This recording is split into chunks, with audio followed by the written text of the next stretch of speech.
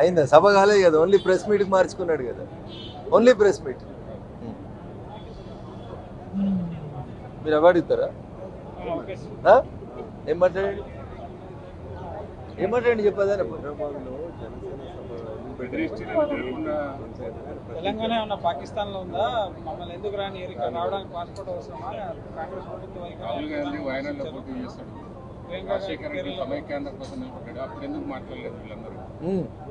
ఇప్పుడు అవే ప్రశ్నలా?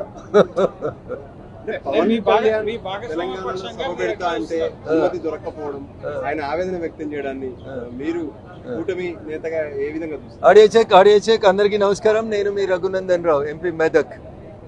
ముందుగా తెలంగాణ రాష్ట్ర ప్రజానికానికి అందరు కూడా తెలంగాణ రాష్ట్ర ఆవిర్భావ దినోత్సవం సందర్భంగా శుభాకాంక్షలు తెలియజేస్తూ, తెలంగాణ రాష్ట్ర సాధనలో అమరులైనటువంటి సుమారు 1200 మంది విద్యార్థులకి, విద్యార్థిని సోదరిమణులందరూ కూడా ఈ సందర్భంగా ఆ అమరవీరులందరూ కూడా నేను శిరస్సు వంచి నమస్సుమాంజలు తెలియజేస్తూ, తెలంగాణ రాష్ట్ర సాధన తర్వాత జరుగుతున్నటువంటి అనేక రకాలైనటువంటి పరిణామాలు ఆ అమరవీరుల ఆత్మలని కొన్ని సందర్భాల్లో ఇబ్బంది పెట్టినట్టుగా మేము భావిస్తూ ఉన్నాం.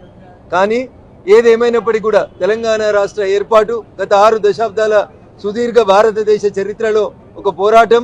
ఇడ్లీ సాంబార్ గో బ్యాక్ దగ్గర నుంచి మొదలుకొంటే తెలంగాణ రాష్ట్ర సాధన వరకు జరిగినటువంటి పోరాటంలో 69లో చనిపోయినటువంటి 369 మందికైనా, ఆ తర్వాత జరిగినటువంటి 2001 తర్వాత జరిగిన ఉద్యమంలో చనిపోయినటువంటి అమరుల ఆత్మలకి శాంతి చేకూరాలని, తెలంగాణ రాష్ట్రం దేశంలోనే అగ్రగామిగా నిలబడాలని, అదే ఆ అమరులకి మనం ఇచ్చేటువంటి అసలు సిసలు నివాళిగా నేను భావిస్తూ, ఈరోజు ఏ గడ్డ మీదకైతే వచ్చి యాదిరెడ్డి లాంటి సోదరులు అమరులై రాష్ట్ర సాధన కోసం పోరాడినరో వారందరికీ కూడా మరొకసారి శిరస్సు వంచి నేను అభినందనలు, వారి అమరత్వానికి జోహార్లు తెలియజేస్తా ఉన్నాను. జై హింద్, జై తెలంగాణ. మీ భాగస్వామ్య పక్షి జనసేన అధినేతని తెలంగాణలో సభ పెట్టలేకపోవడం, తెలంగాణ నవసంకల్పాన్ని ఒక తెలంగాణ సమస్యల పైన ఆయన మాట్లాడేందుకు ఒక సభ పెట్టుకున్నారు, దానికి అనుమతించలేదు. ఎట్లా చూస్తారు దీన్ని? ఇది కాంగ్రెస్ పార్టీ. రేవంత్ రెడ్డి గారు అంటారు మా కాంగ్రెస్ పార్టీలో ప్రజాస్వామ్యం ఎక్కువ ఉంది, ఎవరైనా ఎక్కడైనా ఎప్పుడైనా మాట్లాడొచ్చు అని అంటాడు. మరి అట్లాంటప్పుడు పక్క రాష్ట్రం ముఖ్యమంత్రి వచ్చి ఒక సభ పెట్టుకుంటే కాంగ్రెస్ పార్టీకి వచ్చినటువంటి ఇబ్బంది ఏముందో నాకు అర్థం కాలేదు. దేశంలో అనేక మంది అనేక ప్రాంతాలకు వెళ్ళి మాట్లాడుతూ ఉంటాం. రేవంత్ రెడ్డి గారు ఢిల్లీ కూడా వచ్చి మీడియాతో చిట్ చాట్ చేస్తూనే ఉంటాడు. అట్లే ఇంకో రాష్ట్ర ఉప ముఖ్యమంత్రి పక్క రాష్ట్రానికి వచ్చి ప్రెస్ మీట్ పెడితే ఎవరికైనా, లేదా సభ పెడితే ఎవరికైనా అంత ఆందోళన చెందాల్సినటువంటి అవసరం అయితే నాకైతే ఏం కనబడతలేదు. అంటే తెలంగాణ పాకిస్తాన్లో ఉందా, మమ్మల్ని ఎందుకు రానివ్వరు, ప్రజాస్వామ్య దేశం, కానీ ప్రభుత్వం ఇట్లా వ్యవహరించడం సరికాదంటున్నారు. అది నేను అదే చెప్తా ఉన్నాను. ఎవరు ఎక్కడ సభ పెడతామన్నా, ఏ నాయకుడు పోయి ఏ రాష్ట్రంలో సభ పెడతామన్నా అభ్యంతరాలు చెప్పాల్సినటువంటి అవసరం అయితే ఎవరికి ఉందని నేను అనుకోవట్లేదు. మరి కాంగ్రెస్ పార్టీ రేవంత్ రెడ్డి గారి నాయకత్వంలో ఎందుకు ఆ సభకు అనుమతి ఇవ్వలేదో కాంగ్రెస్ పార్టీ చెప్తే బాగుంటుంది అనేది. ప్రభుత్వం కూడా దృష్టి సారించాలి, బెంగాల్లోకి అమిత్ షా రానివ్వనన్నారు, కానీ అక్కడ బెంగాల్ ప్రజలు చెప్పారు. కేంద్రం కూడా తెలంగాణపై దృష్టి పెట్టాలని చెప్పి ఆయన కోరుతున్నారు. తెలంగాణ, భారతీయ జనతా పార్టీ రెండింటి మధ్యలో అవినాభావ సంబంధం ఉంది. భారతీయ జనతా పార్టీ లేకపోతే తెలంగాణ రాష్ట్రం లేదు. కాంగ్రెస్ పార్టీ టర్నులు తీసుకొని, అనేక టర్నులు తీసుకొని తెలంగాణ రాష్ట్ర ఏర్పాటు విషయంలో పిల్లి మొగ్గలు వేస్తున్న సందర్భంగా బేషరతుగా పార్లమెంట్లో ఉన్నటువంటి భారతీయ జనతా పార్టీ సభ్యులందరూ కూడా మద్దతు ఇస్తేనే తెలంగాణ రాష్ట్ర బిల్లు సాధ్యపడింది. ఇక దానికి ఎవరు ఏం మాట్లాడినా కొత్తగా మేము చెప్పాల్సిందేం లేదు. మాకు ఒక్క పార్లమెంట్ సభ్యుడు లేకపోయినప్పటికీ భారతీయ జనతా పార్టీ సుష్మా స్వరాజ్ గారి నాయకత్వంలో లోక్సభలో బేషరతుగా మద్దతు ఇచ్చింది, రాజ్యసభలో అరుణ్ జైట్లీ గారి నాయకత్వంలో మద్దతు ఇచ్చింది. కాబట్టే ఆ రోజు తెలంగాణ బిల్లు పార్లమెంట్లో పాస్ అయింది. ఈ రోజు తెలంగాణ రాష్ట్రం ఎదుగుతా ఉంది, సుభిక్షంగా ఎదగాలని మేము ఈ సందర్భం కోరుకుంటాం.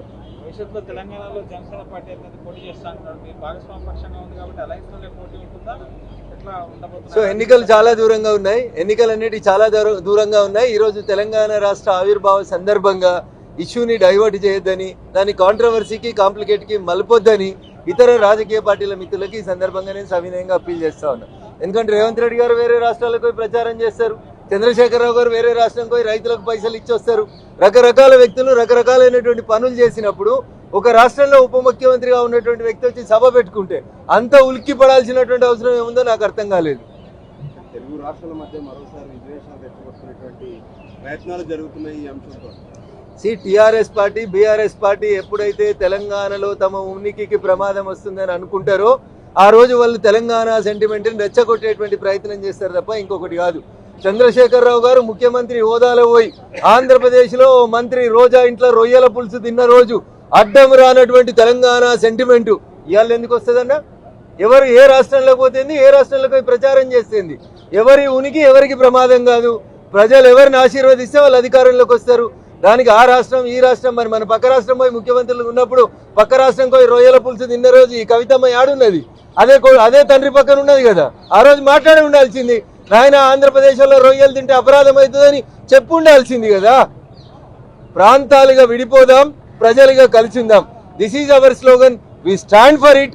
ఎవరు వచ్చినా ప్రజలు ఎవరిని ఆశీర్వదిస్తే వాళ్ళే నాయకత్వం వహిస్తారు తప్ప ఇట్లా ఈ ఉడత ఊపులకు భయపడుకుంటూ పోయేటువంటి అవసరం భారతీయ జనతా పార్టీకి లేదు. అదే Pawan Kalyan is a part and parcel of NDA. How can you separate him? ఏ రాష్ట్రంలో ఉంటుంది? వారు ఎన్డీఏ భాగస్వామ్య కూటమిలో ఉన్నారు, ఉంటారు. ఎన్డీఏ భాగస్వామ్య కూటమిలో ఉన్నటువంటి వాళ్ళు వేరే రాష్ట్రాలకు పోతానే ఉందా? తప్పకుండా పోతాం. దాన్ని మీరు అడ్డుకునేది ఏముంది? మీకు ఉన్నది ఏందని అడ్డుకునేది ఏందని?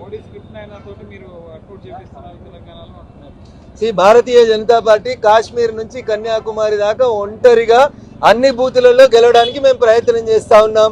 మా భాగస్వామ్య పక్షాల నాయకులు ఎవరైనా మా రాష్ట్రానికి వస్తా ఉన్నా, ఏ రాష్ట్రానికి వస్తా ఉన్నా ప్రజాస్వామ్యబద్ధంగా స్వాగతిస్తాం. దాంట్లో ఇబ్బంది పడాల్సినటువంటి అంశం ఏముంది? అట్లాంటి అదే కాంగ్రెస్ పార్టీ బిల్లు పెట్టిన రోజు అదే లగడపాటి పెప్పర్ స్ప్రేలు కొట్టిండు. మరి తెలంగాణ బిల్లు వద్దన్నాడు. మరి పొన్నం దానికి కూడా సమాధానం చెప్పాలి కదా. వద్దనేటోళ్ళు వద్దంటూనే ఉంటారు. వచ్చింది కదా రాష్ట్రం, సాకారం అయింది కదా, పాలించి దానికి మంచి ప్రజలకి మేలు చేయాలనేది కాంగ్రెస్ పార్టీకి ఈ సందర్భంగా నేను చెప్పేటువంటి సూచన.